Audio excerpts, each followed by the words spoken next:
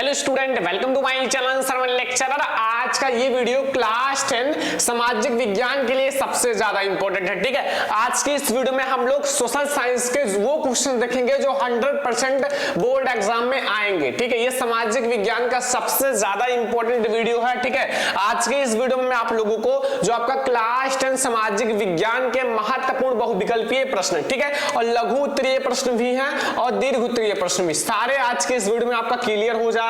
70 number आपका बिल्कुल पक्का हो जाएगा। और वो प्रश्न देखेंगे जो बोर्ड परीक्षा में 100% पूछे ही जाते हैं। यह सामाजिक विज्ञान का सबसे ज्यादा इंपॉर्टेंट वीडियो है।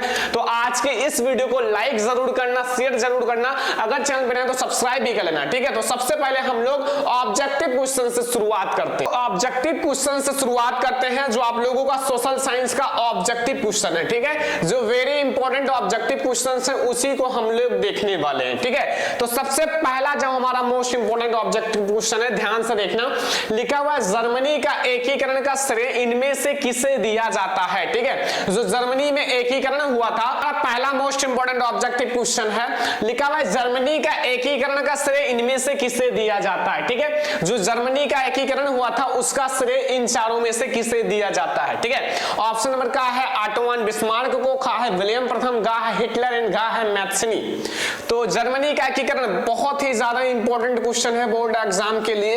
ये जरूर आपको तैयार करके ही बोर्ड एग्जाम में जाना है। ठीक है, बहुत ज्यादा इंपॉर्टेंट ऑब्जेक्टिव क्वेश्चन है। ठीक है, तो जर्मनी के एकीकरण का श्रेय हम लोग ऑटोवन बिस्मार्क को देते हैं। ठीक है, ऑप्शन नंबर का जो है वो हमारा सही है कि जर्मनी के एकीकरण का श्रेय ऑटोवन बिस्मार्क को दिया जाता है। ये मोस्ट इंपॉर्टेंट ऑब्जेक्टिव क्वेश्चन है सोशल साइंस का, तो आप लोग जरूर तैयार कर लेना, याद कर लेना। ठीक है, हम लोग सारे क्वेश्चंस को आज के इस वीडियो में हम लोग क्लियर करेंगे। दूसरा क्वेश्चन देखो, राष्ट्रवाद का प्रारंभ जिस देश से हुआ वह है, जो राष्ट्रवाद है उसका प्रारंभ किस देश से हुआ, जर्मनी या फिर इटली या इंग्लैंड या फ्रांस। तो राष्ट्रवाद का प्रारंभ, ठीक है, वो देश बताना है जहां से इस राष्ट्रवाद का प्रारंभ हुआ है। ठीक है, तो सारे स्टूडेंट को पता होगा, बहुत ज्यादा इंपॉर्टेंट क्वेश्चन है। इसका जो प्रारंभ है वो फ्रांस से हुआ। कहां से हुआ था? फ्रांस से हुआ था। जो राष्ट्रवाद है इसका प्रारंभ फ्रांस से हुआ है। ठीक है, अगला क्वेश्चन देखो, अगला क्वेश्चन हमारा है कि नेपोलियन का पराजय, नेपोलियन की पराजय कब हुई। बहुत ज्यादा इंपॉर्टेंट क्वेश्चन है, जितना भी मैं आपको बता रहा हूं ये सारे बहुत ज्यादा इंपॉर्टेंट क्वेश्चन तैयार करके ही जाना। ठीक है, 1814 में, 1815 में, 1816 में, 1817 में नेपोलियन का पराजय। ठीक है, नेपोलियन का पराजय कब हुआ, सारे स्टूडेंट को पता। तो स्टूडेंट नेपोलियन का पराजय इन चारों में से 1815 में हुआ था। कब हुआ था? 1815 में नेपोलियन का पराजय हुआ था। याद रखना, बहुत ज्यादा इंपॉर्टेंट क्वेश्चन है। ये हमारा क्वेश्चन नंबर 3 है। तो अब हम लोग आते हैं क्वेश्चन नंबर 4। ठीक है, क्वेश्चन नंबर 4 देखना ध्यान से कि सविनय अवज्ञा आंदोलन कब चलाया गया। बहुत ज्यादा इंपॉर्टेंट क्वेश्चन है कि सविनय अवज्ञा आंदोलन कब चलाया गया था। ठीक है, ऑप्शन नंबर का है 1920 में, 1927 में, 1930 में या 1935 में। सविनय अवज्ञा आंदोलन, सविनय अवज्ञा आंदोलन कब चलाया गया? सारे स्टूडेंट को पता होगा कि सविनय अवज्ञा आंदोलन कब चलाया गया था? 1930 ईस्वी में। कब? 1930 ईस्वी में सविनय अवज्ञा आंदोलन चलाया गया था। ये हमारा क्वेश्चन नंबर 4 है। अगला क्वेश्चन देखते हैं, क्वेश्चन नंबर 5। सारा क्वेश्चन कंप्लीट कर लेना। ठीक है, लिखा हुआ है कि महात्मा गांधी दक्षिण अफ्रीका से वापस कब लौटे। महात्मा गांधी जी दक्षिण अफ्रीका से वापस कब लौटे थे? 1914 में, 1915 में या 1918 में या 1919 में। तो महात्मा गांधी जी दक्षिण अफ्रीका से वापस कब लौटे? बहुत ज्यादा इंपॉर्टेंट क्वेश्चन है। तो महात्मा गांधी जी दक्षिण अफ्रीका से वापस 1915 में लौटे थे। कब? 1915। खा वाला ऑप्शन बिल्कुल सही है कि महात्मा गांधी जी दक्षिण अफ्रीका से 1915 में वापस लौटे थे। ठीक है, क्वेश्चन नंबर 6 अब आप लोग आ जाओ क्वेश्चन नंबर 6 पर। ठीक है, क्वेश्चन नंबर 6 में क्या पूछ रहा है कि चौरी चौरा कांड किस वर्ष घटित हुआ। चौरी चौरा कांड जो है वो किस वर्ष घटित हुआ? ऑप्शन नंबर का है 1920 में, 1921 में, 1922 में या 1925 में। चौरी चौरा कांड, ठीक है, चौरी चौरा कांड किस वर्ष घटित हुआ है? जो चौरी चौरा कांड है वो 1922 में घटित हुआ था। कब? 1922 में। ठीक है, चौरी चौरा कांड जो है वो 1922 में घटित हुआ था। ये हमारा क्वेश्चन नंबर 6 है। क्वेश्चन नंबर 7 देखो, क्वेश्चन नंबर 7 लिखा हुआ है कि महामंडी का प्रारंभ किस वर्ष हुआ? महामंडी का प्रारंभ किस वर्ष हुआ था? महामंडी बोर्ड एग्जाम के लिए वेरी इंपॉर्टेंट टॉपिक है। महामंडी का कारण भी बोर्ड एग्जाम में कई बार पूछा गया, ठीक है। 1919 में, 1924 में, 1929 में या 1934 में? महामंडी के बारे में बताना है बच्चों, महामंडी, ठीक है। तो कौन सा सही है? 1929 में महामंडी जो है उसका प्रारंभ हुआ था। महामंडी का प्रारंभ 1929 ईस्वी में हुआ था, याद रखना। ये हमारा क्वेश्चन नंबर 7 है। क्वेश्चन नंबर 8 अब आ जाओ। क्वेश्चन नंबर 8 ध्यान से देखना, संयुक्त राष्ट्र संघ का मुख्यालय कहां पर स्थित है? संयुक्त राष्ट्र संघ का मुख्यालय कहां पर स्थित है? वाशिंगटन, जिनेवा, न्यूयॉर्क या ऑस्ट्रिया? संयुक्त राष्ट्र संघ का मुख्यालय बताना है बच्चों। संयुक्त राष्ट्र संघ का मुख्यालय कहां पर स्थित है, ठीक है। तो संयुक्त राष्ट्र संघ का जो मुख्यालय है वो न्यूयॉर्क में स्थित है। कहां? न्यूयॉर्क में। ऑप्शन नंबर ग हमारा बिल्कुल सही है कि संयुक्त राष्ट्र संघ का जो मुख्यालय है वो न्यूयॉर्क में स्थित है, ठीक है। क्वेश्चन नंबर 9 देखो, प्रथम विश्व युद्ध का प्रारंभ कब हुआ था? प्रथम विश्व युद्ध का प्रारंभ कब हुआ था? प्रथम विश्व युद्ध के बारे में बताना है, ठीक है। ऑप्शन नंबर का है 1914 में, 1939 में, गा है 1919 में या 1942 में? प्रथम विश्व युद्ध का प्रारंभ किस वर्ष हुआ? आपको ये जो प्रथम विश्व युद्ध है उसका प्रारंभ 1914 में हुआ था। कब? 1914 का वाला ऑप्शन सही है, ठीक है। अगला क्वेश्चन आ जाओ। अगला क्वेश्चन जो हमारा क्वेश्चन नंबर 10 है, इसमें देखो लिखा हुआ है पंजाब में भूमि निम्नीकरण का मुख्य कारण क्या है? पंजाब में भूमि निम्नीकरण का मतलब है भूमि का हानि, भूमि संरक्षण, ठीक है, या फिर मृदा अपरदन, ठीक है। ऑप्शन नंबर क्या है? गहन खेती, खा है वन उन्मूलन, अधिक सिंचाई या अति पशुचारण? पंजाब में भूमि निम्नीकरण का कारण बताना है। ध्यान से देख लो, पंजाब में भूमि निम्नीकरण का कारण क्या है? तो पंजाब में भूमि निम्नीकरण का कारण है अधिक सिंचाई। क्या है? अधिक सिंचाई जो है वो पंजाब में भूमि निम्नीकरण का कारण है, याद रखना। पंजाब में भूमि निम्नीकरण का कारण अधिक सिंचाई है, ठीक है। समझ में आ रहा ना सारा क्वेश्चन? वेरी इंपॉर्टेंट है, वही मैं आप लोगों को बता रहा हूं, जो बहुत ज्यादा इंपॉर्टेंट है वही क्वेश्चन मैं आप लोगों को बता रहा हूं, ठीक है। सारे नोट कर लेना, याद कर लेना। अब हम लोग देखेंगे 11 नंबर क्वेश्चन। क्वेश्चन नंबर 11 देखो, कपास की खेती के लिए कौन सी मृदा उपयुक्त है, या कपास की खेती के लिए कौन सी मृदा सबसे अच्छी होती है, सबसे अच्छी मानी जाती है कपास की खेती के लिए? काली मृदा, लाल मृदा, लेटराइट मृदा या जलोढ़ मृदा, लेटराइट मृदा, ठीक है। बताओ कपास की खेती करने के लिए कौन सी मृदा सबसे अच्छी मानी जाती है? का से कपास और का से काली, ठीक है। काली मृदा सबसे अच्छी मानी जाती है कपास की खेती के लिए। और एक बात याद रखना, काली मृदा को हम लोग, या फिर कपास की खेती के लिए हम लोग काली मृदा को काली कपास की मृदा भी कहते हैं। इसका नाम याद रखना, काली कपास मृदा, काली कपास मृदा, क्योंकि ये कपास की खेती के लिए ही जाना जाता है जो हमारी काली मृदा है, ठीक है। अगला क्वेश्चन देखो 12 नंबर क्वेश्चन, ध्यान से देखना कि निम्नलिखित में से कौन सा अजैवीय संसाधन है? अजैवीय संसाधन, ठीक है। अजैवीय संसाधन का मतलब होता है जिसमें जीव नहीं होते, जिसमें जीवन यापन नहीं होता, ठीक है। जैसे चट्टाने, पशु, पौधे, मछलियां। देखो इसमें जो ये है ना पशु, ये सजीव है, ये जैवीय है, ठीक है। अजैवीय संसाधन हमें बताना है, ये जैवीय है, ये भी जैवीय है, मछलियां भी श्वसन करती हैं, उत्सर्जन करती हैं, सांस लेती हैं, तो ये सारे तो जैवीय हैं। लेकिन जो चट्टाने हैं निर्जीव है, इसलिए हमारा ये अजैवीय संसाधन है। क्या है? अजैवीय संसाधन, ठीक है।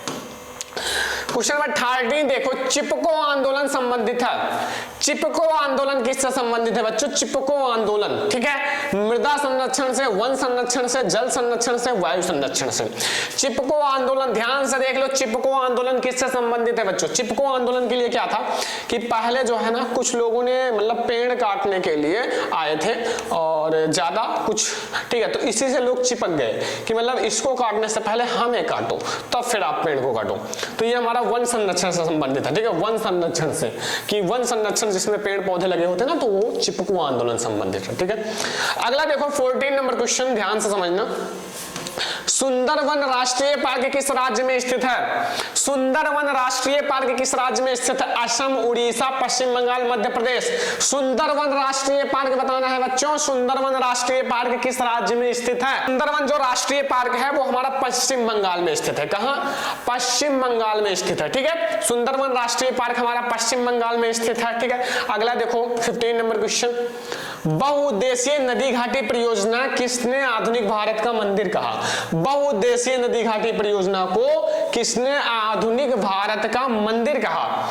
ठीक है, महात्मा गांधी, जवाहरलाल नेहरू, विनोबा भावे या अन्ना हजारे? किसने कहा था? तो वो है जवाहरलाल नेहरू, चाचा नेहरू ने कहा था। ठीक है, जवाहरलाल नेहरू जी ने क्या कहा था? बहुउद्देशीय नदी घाटी परियोजना को आधुनिक भारत का मंदिर कहा, आधुनिक भारत का मंदिर कहा था। ठीक है, क्वेश्चन नंबर 15। क्वेश्चन नंबर 16 पर अब आ जाओ।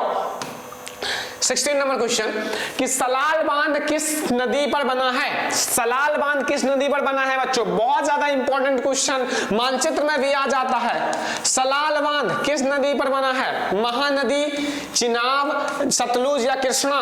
सलाल बांध बताना है, ध्यान से पढ़ो, अगर नहीं आता तो क्यों नहीं आता। ठीक है, ये मैंने पढ़ा रखा है। चिनाब, ठीक है, चिनाब पर स्थित है। किस नदी पर? चिनाब नदी पर। अगला देखो क्वेश्चन नंबर 14। इनमें से कौन सी रबी फसल है? इसमें से कौन सी रबी फसल है बच्चों? चावल, मोटे अनाज, ज्वार, तिल या चना या काला चना? इनमें से कौन सी हमारी रबी की फसल है बताना है। ठीक है, रबी की फसल बताना है, तो वो चना है या फिर काला चना? घा वाला ऑप्शन बिल्कुल सही है हमारा क्वेश्चन नंबर 17 का। Question number 17। ठीक है, क्वेश्चन नंबर 18 अब आते हैं। ठीक है, 18 नंबर क्वेश्चन लिखा हुआ है, निम्नलिखित में से कौन सी एक रेशेदार फसल है? रेशेदार फसल, जूट है, कॉफी है, जौ है या रबड़ है? रेशेदार फसल जिसमें रेशे होते हैं। किसमें रेशे होते हैं? जूट में देखा होगा, उसमें छोटे छोटे रेशे होते हैं, तो इसलिए हमारा ये क्या है? एक रेशेदार फसल है बच्चा। का वाला ऑप्शन सही है कि हमारा रेशेदार फसल है जूट। ठीक है, 18 नंबर क्वेश्चन तो समझ में आ गया होगा। 19 नंबर क्वेश्चन देखो, झारखंड में स्थित कोडरमा निम्नलिखित में से किस खनिज का अग्रणी उत्पादक है? झारखंड में जो ये कोडरमा है ना, वो किस खनिज के लिए अग्रणी उत्पादक माना जाता है? किस खनिज के लिए ये माना जाता है? बॉक्साइट, अर्वरक, लौह, तांबा? आपको ये बताना, झारखंड में जो स्थित कोडरमा है, कोडरमा, ठीक है, ये किसके लिए माना जाता है? तो अर्वरक, ये अर्वरक का अग्रणी उत्पादक है। अर्वरक का अग्रणी उत्पादक है जो झारखंड में स्थित कोडरमा है, वो हमारा अर्वरक का अग्रणी उत्पादक माना जाता है। Question number 20। नंबर 20 देखो, एंथेसाइड का संबंध किस खनिज से है? एंथेसाइड का संबंध किस खनिज से है? तांबा, सोना, बॉक्साइट, कोयला? एंथेसाइड का संबंध किस खनिज से है? ध्यान से समझना, बहुत ज्यादा इंपॉर्टेंट क्वेश्चन है। कोयला से है। किससे? कोयला से। घा वाला ऑप्शन हमारा बिल्कुल सही है क्वेश्चन नंबर 20 का। Question number 21। क्वेश्चन नंबर 21 देखो, निम्न में से कौन सा परिवहन साधन भारत में प्रमुख साधन है? भारत में सबसे अच्छा साधन कौन सा माना जाता है? मैं आपको बता दूं, अगर कोई बच्चा भी है या फिर कोई भी है, ठीक है, वो क्या करता है? ठीक है, एक तो आपका वायु परिवहन होता है, तो इससे तो भाई मुश्किल ही है, लेकिन अगर कोई भी है ना, तो वो सड़क के द्वारा ही अपना कार्य करता है। ठीक है, मतलब सड़क से ही व्यक्ति आते जाते हैं। क्यों? क्योंकि ये मतलब सबसे आसान है, कम लागत में है और कुछ किसी चीज की जरूरत नहीं होती सड़क के लिए। तो ना तो पाइपलाइन है, ना ही रेल परिवहन है, ना ही वायु परिवहन। सबसे अच्छा भारत में बच्चा सड़क परिवहन माना जाता है। गा वाला ऑप्शन हमारा सही है, सड़क परिवहन। ठीक है, याद रखना, सड़क परिवहन हमारा करेक्ट हो जाएगा। गा वाला ऑप्शन हमारा सही है, सबसे अच्छा परिवहन सड़क परिवहन माना जाता है। ठीक है, अगला क्वेश्चन देखो स्टूडेंट, अगला क्वेश्चन आप लोग ध्यान से समझो। लिखा हुआ है कि निम्नलिखित में से किस वस्तु का निर्यातक भारत नहीं है? किस वस्तु का निर्यातक भारत नहीं है? कॉफी, उर्वरक, तंबाकू, चाय? किस वस्तु का निर्यातक भारत नहीं है बच्चों? किस वस्तु का निर्यातक भारत नहीं है? तो वो उर्वरक है। उर्वरक का जो निर्यातक है वो भारत नहीं है। खा वाला ऑप्शन बिल्कुल सही है। अगला क्वेश्चन आ जाओ। ठीक है, अगला क्वेश्चन अब हम लोग देखेंगे क्वेश्चन नंबर 23। इनमें से कौन सा पतन, ठीक है, पत्तन जो है पूर्वी तट पर स्थित है, जो अंतः स्थलीय तथा अधिकतम गहराई का पत्तन तथा पूर्ण सुरक्षित है? ठीक है, चेन्नई, पारादीप, तूतीकोरिन या फिर हमारा विशाखापट्टनम? बहुत ज्यादा इंपॉर्टेंट क्वेश्चन है बोर्ड एग्जाम के लिए। ठीक है, तो हमारा विशाखापट्टनम बिल्कुल सही है। विशाखापट्टनम, घा वाला सही है, क्वेश्चन नंबर 23 का घा वाला। ठीक है, अगला देखो स्टूडेंट, हमारा क्वेश्चन नंबर 24। बेल्जियम की राजधानी है, बेल्जियम की राजधानी, बेल्जियम की राजधानी क्या होती है? ब्रुसेल्स, ब्राजील, बैंकॉक या फिर हमारा न्यूयॉर्क? ब्रुसेल्स, ठीक है, ब्रुसेल्स होता है बेल्जियम की राजधानी, ठीक है, बेल्जियम की राजधानी क्या है, ध्यान रखना, ये आपके बोर्ड एग्जाम में पूछा जा सकता है, ब्रुसेल्स। अगला देखो 25 नंबर क्वेश्चन। 25 नंबर क्वेश्चन में देखो, निम्नलिखित में से कौन सा संघीय राज्य नहीं है, संघीय राज्य नहीं है, ठीक है, मणिपुर, हिमाचल प्रदेश, अरुणाचल प्रदेश या दिल्ली। संघीय राज्य, तो मणिपुर एक राज्य है या हमारा हिमाचल प्रदेश भी एक राज्य है, अरुणाचल प्रदेश भी एक राज्य है। हमारा दिल्ली है ना, ये एक सिटी है ना कि एक राज्य है, एक शहर है, तो दिल्ली जो है हमारा वो संघीय राज्य नहीं है, ठीक है। क्वेश्चन नंबर 25 का घ वाला ऑप्शन सही है, ठीक है, संघीय राज्य हमारा दिल्ली नहीं है, ठीक है। अगला क्वेश्चन देखो 26 नंबर क्वेश्चन, निम्नलिखित में से कौन सा संघीय सूची का विषय है, संघीय सूची का विषय, ठीक है, रक्षा, कृषि, व्यापार और शिक्षा, संघीय सूची का विषय, तो संघीय सूची का विषय जो हमारा वो रक्षा है, क्या है, रक्षा, का वाला हमारा ऑप्शन बिल्कुल सही है, संघीय सूची का विषय हमारा रक्षा है, ठीक है।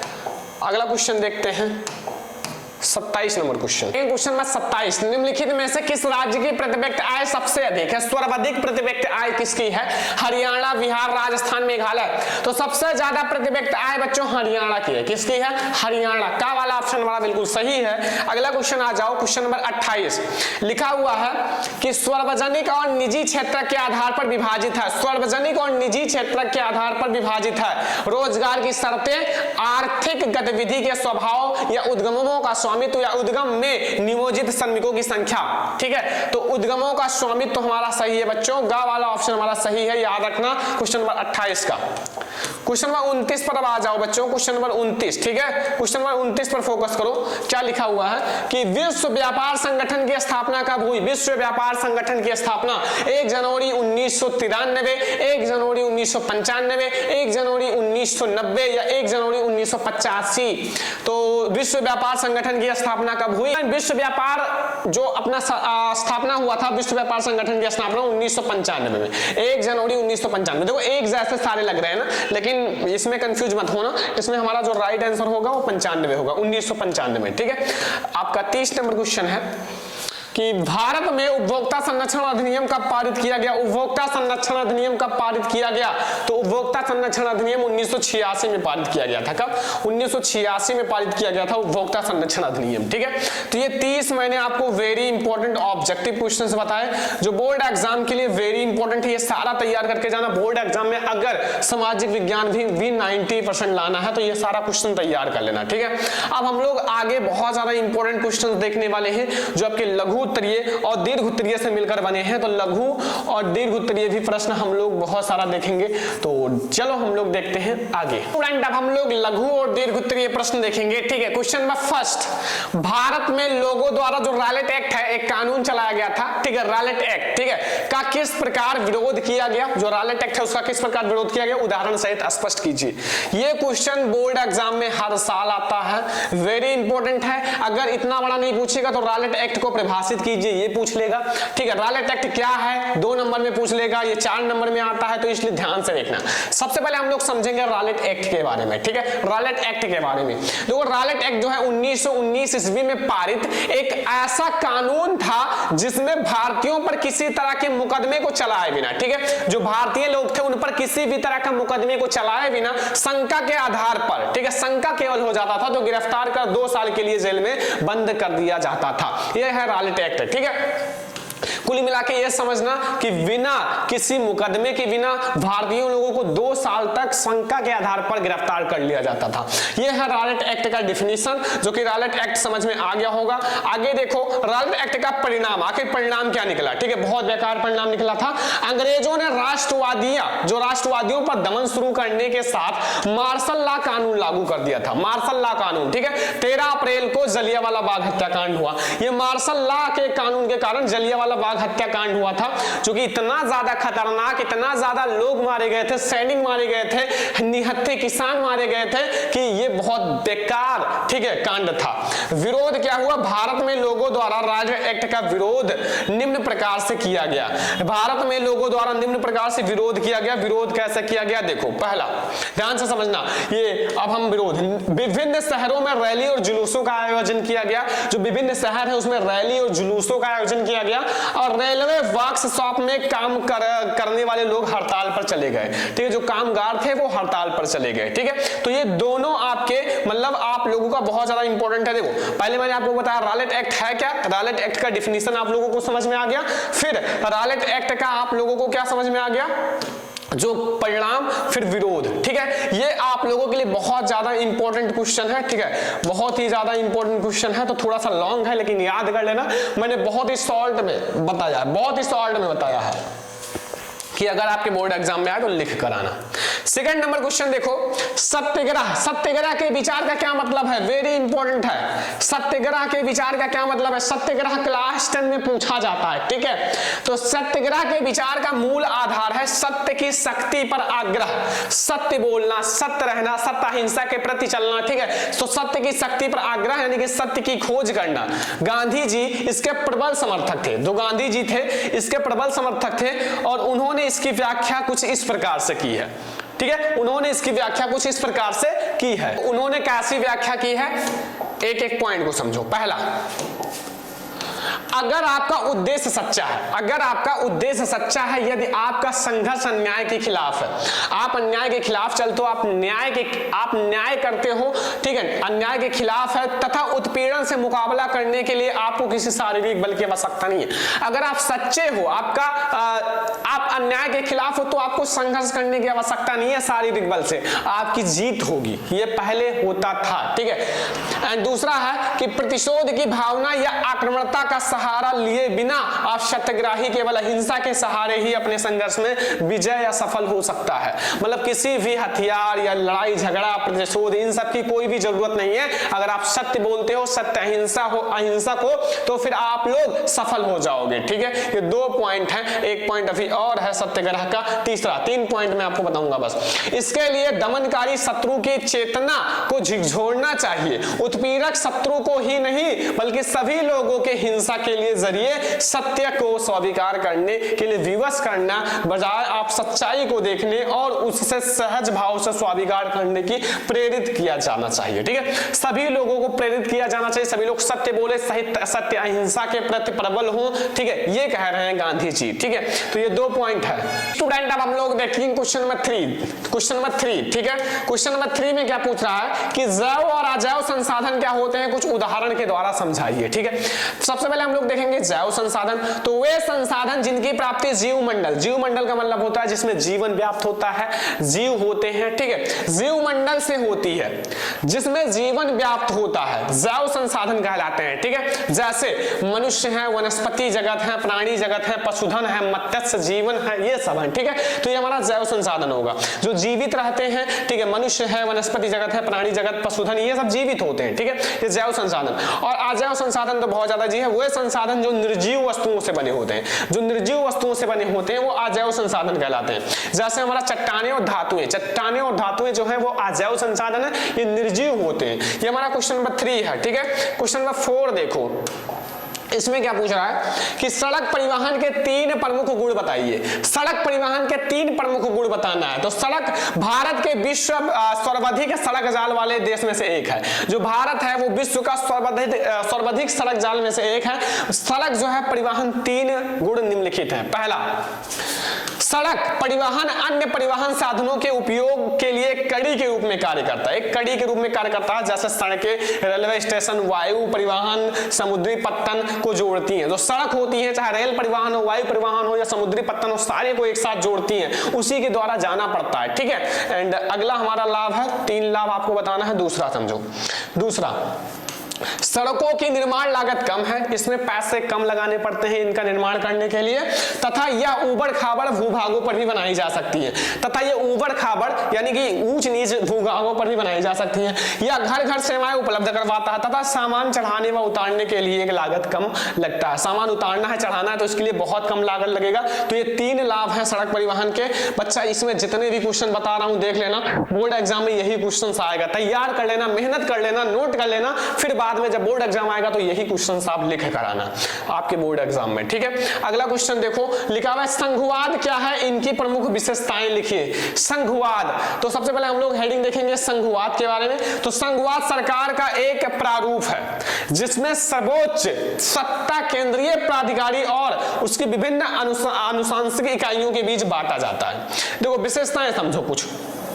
पहला, संघवाद की प्रमुख विशेषताएं निम्नलिखित है। मैं आपको एक एक विशेषता बताता हूं, ठीक है, ध्यान से समझना। यहां पहला, यहां सरकार दो अधिक स्तरों की वाली होती है। यहां जो सरकार होती है दो या दो से अधिक स्तरों वाली होती है। देखो दूसरा, अलग अलग स्तर की सरकारें एक ही नागरिक समूह पर शासन करती हैं, पर कानून बनाने का, कर वसूलने का और प्रशासन का उनका अपना अपना अधिकार क्षेत्र अलग है। कानून बनाने का, कर वसूलने का, इनका सबका अलग अलग क्षेत्र है। तीसरा है, विभिन्न स्तरों की सरकारें अधिक क्षेत्र संविधान में स्पष्ट रूप से वर्णित है, इसलिए संविधान सरकार के हर स्तर पर आपका अस्तित्व और प्राधिकार गारंटी और सुरक्षा देता है, ठीक है। और एक पॉइंट और है इसका, देखो, संविधान के मौलिक प्रावधान को किसी एक स्तर की सरकार अकेले नहीं बदल सकती। किसी एक स्तर की सरकार अकेले नहीं बदल सकती। ऐसे बदलाव दोनों स्तर के सरकारों की सहमति से ही हो सकता है, ठीक है। तो ये 5 मैंने आपको क्वेश्चंस बता दिए जो बोर्ड एग्जाम के लिए वेरी इंपॉर्टेंट है, ठीक है। मैंने आपको ऑब्जेक्टिव क्वेश्चंस भी करा दिया, ठीक है। आप लोगों के लघु उत्तरीय इसी में है, दीर्घ उत्तरीय भी है, लेकिन और भी आप लोगों के लिए वीडियो लघु और दीर्घ उत्तरीय ऑब्जेक्टिव क्वेश्चन का और भी वीडियो लाया जाएगा। आप लोगों के लिए 100 इंपॉर्टेंट ऑब्जेक्टिव क्वेश्चन का सीरीज स्टार्ट हो रहा है, जो वो मैं आप लोगों को पढ़ाऊंगा। आप लोग कमेंट करना, फटाफट से आने वाला है वीडियोस, ठीक है। तो ये हमारे बहुत ज्यादा इंपॉर्टेंट क्वेश्चन है। तो स्टूडेंट, जितने भी स्टूडेंट इस वीडियो को देख रहे हैं, लाइक कर देना, शेयर कर देना। और आप लोगों से एक छोटी सी रिक्वेस्ट है, जितने बच्चे इंस्टाग्राम पे फॉलो नहीं किए हैं फॉलो कर लेना। इंस्टाग्राम आईडी है सरवन 20,000, ठीक है, सरवन 20,000। सभी बच्चों इंस्टाग्राम पे फॉलो कर लेना। वहां मैं आप लोगों को मोटिवेशनल वीडियोस, क्वेट्स, बहुत सारी चीजें देता हूं। वहां से आप मोटिवेट होंगे बोर्ड एग्जाम में कुछ बड़ा करने के लिए, टॉपर बनने के लिए।